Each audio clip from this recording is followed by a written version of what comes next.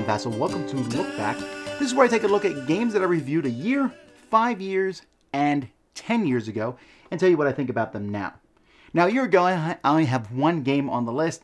That's because a year ago we were doing a lot of Christmas-related stuff, which incidentally we're doing this week also. But Orleans Trade and Intrigue, the expansion for that, I love this expansion. Or the trade part of it anyway. Intrigue, you can take or leave that one. But the trade part adds so much to the game. There's actually several modules I like, but the trade one was my favorite. Adds a new board. I'll never play without it. A great addition to Orleans. 5 years ago, last week when I talked about 5 years ago, I talked about a lot of mediocrity. That's going to continue. I was playing a lot of not great games, I guess, 5 years ago. Although there are some fantastic ones on the list this time, too. So I also played some great games. We'll start with the worst of the lot, which is Ricochet Rock Jockeys. This was a game that came along with another game called Disaster Looms.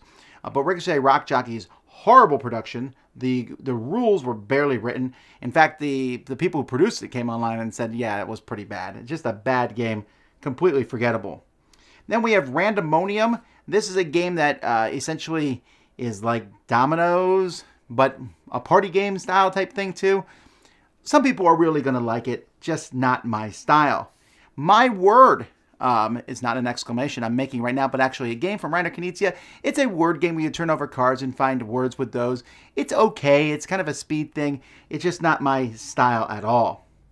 Then we have Briefcase. Briefcase is a deck building game from Artipia Games that I just found it too slow and dull. I like deck building games, but they need to move along at a decent clip. This one did not. Then we have 1969. I was so excited about this game. It was about the race to the moon. To be the first to the moon, that's so great, so cool, but the game is so scripted. You essentially are going to, each game you play is going to be, essentially, you're going to do the exact same things. And that doesn't really offer a lot of room for improvement, unfortunately. Then we have Telltale Fairy Tales. Telltale Fairy Tales is a game my kids play where you're asking questions and you're basically telling a story with a bunch of little round cards. It's the same size from like Spot It and such. It works really well. My kids especially enjoyed it. Komodo was a tile laying game, which doesn't really look that fantastic. It looks okay and it's very easy. And that is what I gave my approval on because it's just a simple, light, fun tile laying games. And tile laying games can be, sometimes there's a lot of rules to keep in mind. This one is not. It's just very simple and easy. Lemonade Stand. Lemonade Stand is a game about having your own lemonade stand and setting the prices for everybody else. It's good. It's intriguing. It has a little bit of an economic flair to it because you have these different lemonade stands. But it's not... I think ultimately the game itself doesn't hold up over too many plays. It's fun to play for a little while, hence the rating. I just don't know that I want to play it all the time. Then we have Disaster Looms. This was the other one I mentioned. This one, you're trying to get people off a planet before it blows up because you're a corporation trying to make money. Pretty good game, but the components were just terrible. So that's why it's knocked down to a 6. Then we have Spot It. Now, Spot It is exceptional because Spot It has only gotten better over the years. In fact, this property became so valuable that Asmodee bought it. Spot It has come in like 100 different versions. You flip over 2 cards, find the same thing in both cards. There's variations of that, but it's just amazing. It works every time. I cannot but say it is a really good game.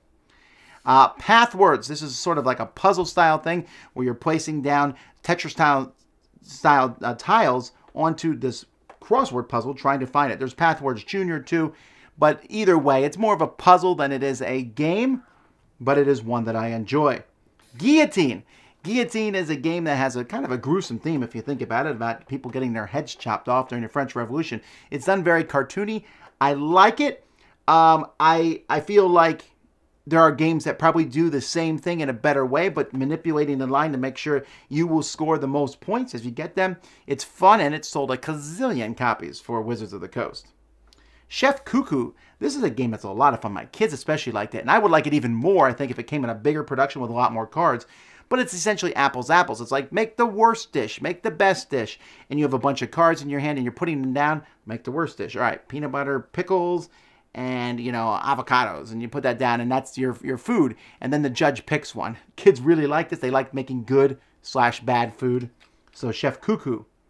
Then we have Reverse Charades, another party game. I really enjoy this one, where instead of one person standing up and doing charades. It's a whole pile of people standing up, and one person is guessing. So your team might be 4 people, and they might be doing a huddle or giving birth or something that might take multiple people to do. Hilarious, especially if you're not playing the game and instead just watching it. Archipelago, this is a game from Christopher Bollinger, which is not like his other games. It's a fairly heavy game with a lot going on. It's even a possibility for this game to be semi-cooperative for one person to try to tank the game for everybody else. But it's pretty deep. There's a lot of pieces. It's beautiful. And I haven't given it a second thought since I played it 5 years ago. I played it several times then, but I haven't played it since. I know a lot of people really like the game, and I think the game has weathered well. I just myself haven't seen much about it. Glory to Rome Black Box. This one I've dropped slightly. I know this is anathema to some people because some people think Glory to Rome is the greatest game of all time. It really is a good game. I dislike the black box artwork. I think it's too stark and boring, but it was the only way you can get Glory to Rome for a while. In this game, you're using cards for multiple things. It's a really cool concept, but a lot of games are starting to do that now, and I think some of them I'm enjoying more than Glory to Rome.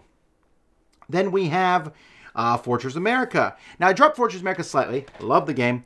Dropped it slightly because it just doesn't get played as much anymore because it's so long. But I still like the concept. The Fantasy Flight reprint is what I'm talking about here.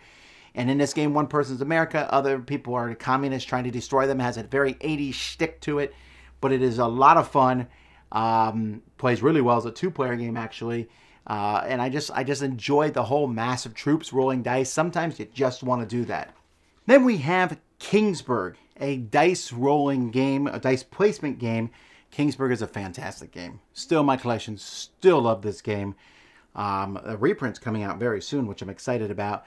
But the idea of rolling dice and then using to summon those dice to go to 1, 2, or 3 spots works really well. Other games have attempted this, but Kingsburg is still in the top. And part of that is also because 5 years ago, I reviewed the expansion. And the expansion does an even better job, makes it more diverse, makes it asymmetrical, gives extra things. It just really brings out the game. The new version, from what I understand, is going to include the expansion in it, so that's exciting. 10 years ago, I took a look at High Voltage, which is a game about, connecting and powering up things with tiles. Sounds cool, but just the gameplay itself was a little boring and didn't really bring out that theme. And Cold War CIA vs. KGB, which has actually been re-themed by Fantasy Flight recently into a Star Wars game.